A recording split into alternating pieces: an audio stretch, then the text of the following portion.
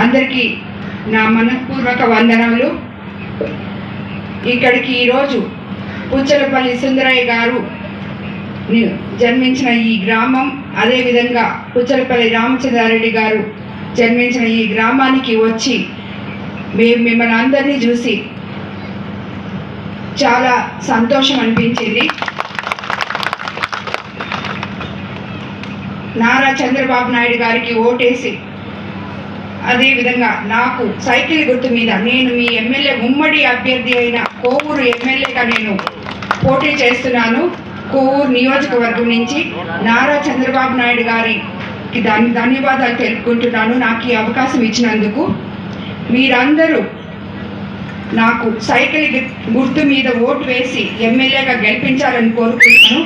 అదేవిధంగా ఎంపీగా వేమిరెడ్డి ప్రభాకర్ రెడ్డి గారికి సైకిల్ గుర్తు మీద ఓటు వేసి గెలిపించాలని కోరుకుంటున్నాను. ఏ కళ అయితే పుచ్చలపల్లి సుందరయ్య గారు, రామచంద్రారెడ్డి గారు కలగన్నారో, ఎట్లాంటి పల్లెటూర్లు నిత్యము కళకళలాడుతూ ఉండాలని కోరుకున్నారో, అదేవిధంగా ఎటువంటి అవినీతి లేకుండా ఉండాలని కోరుకున్నారో, అదేవిధంగా నేను అవినీతి రహిత కోవూరు నియోజకవర్గాన్ని మీకందరికీ అందిస్తానని, వాళ్ళు కళలు కన్నా కోవూరు నియోజకవర్గాన్ని మీకు బహుమతిగా ఇస్తానని మరోసారి నేను చెప్తున్నాను. వివాదరహిత, అవినీతి రహిత కోవూరు నియోజకవర్గాన్ని కోవూరు ప్రజలకి అంకితం చేయాలనుకుంటున్నాను. కాబట్టి మీరందరూ